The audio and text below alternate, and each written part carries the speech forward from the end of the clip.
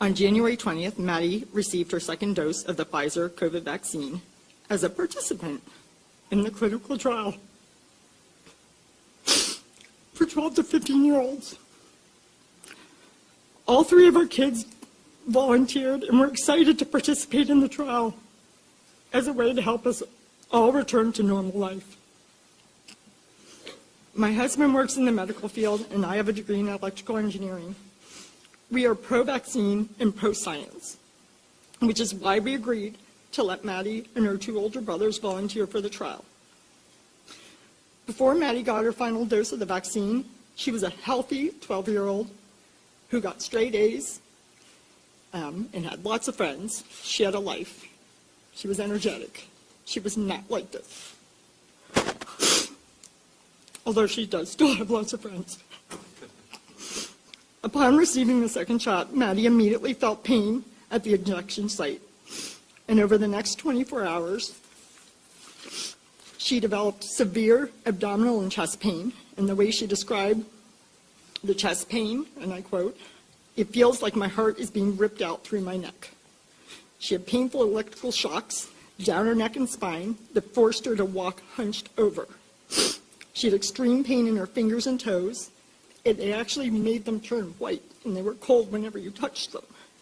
She had edema. So my husband immediately took her to the ER as instructed by the vaccine trial nurse administrator, which is what we were instructed to do. Her blood was taken for a renal profile and tested. She was checked for appendicitis, which she did not have, and given an IV with some medicine and sent home.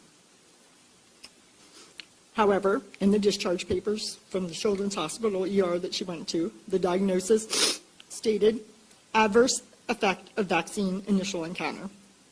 She went to, the diagnosis stated adverse effect of vaccine initial encounter. This would be the only time that was written in her medical charts, but it's in there. Over the next 2.5 months, her abdominal, muscle, and nerve pain became unbearable. She had developed additional symptoms that included gastroparesis, nausea and vomiting, erratic blood pressure and heart rate, memory loss. She mixes up words, brain fog, headaches, dizziness, fainting. She fell and hit her head, and then seizures. She developed verbal and motor tics. She had loss of feeling from the waist down and muscle weakness, drastic changes in her vision, urinary retention and loss of bladder control, severely irregular and heavy menstrual cycles, and eventually she had to have an NG tube put in to get nutrition. All of these symptoms are still here today. Some days are worse than others. Our greatest challenge came when her doctors began to consider an alternative diagnosis. Well, she really didn't have one before, so it was the first one. So, like everybody else, she had lots of tests, but not nearly as many tests as everybody else, and she's a child. Why didn't they do this? All those tests on her.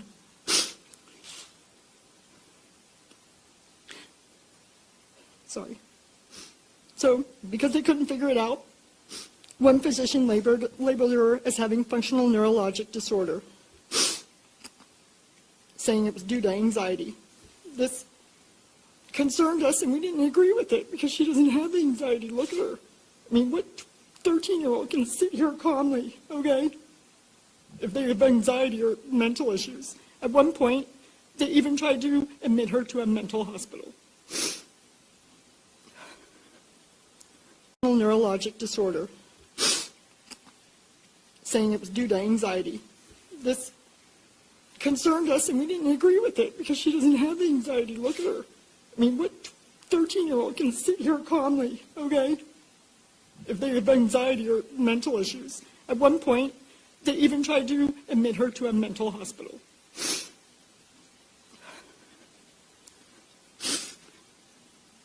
So, we did seek additional medical opinions, some of which came from this group. In June, we connected her neurologist with another doctor that's doing research on adverse reactions like Maddie's.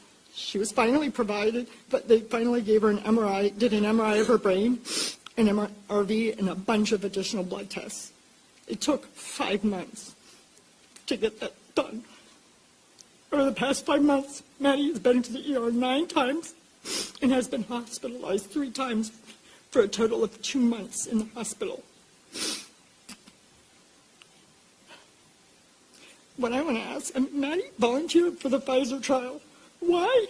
Why aren't they researching her to figure out why this happened? So other people don't have to go through this. Instead, they're just saying it's mental. If anybody's mental, it's me. So today our journey as parents to help our daughter Maddie continues. All we want is for Maddie to be seen, heard, and believed, because she has not been. And we want her to get the care that she desperately needs so that she can go back to normal. Why is she not back to normal? She was totally fine before this. She did the right thing trying to help everybody else, and they're not helping her. Thanks.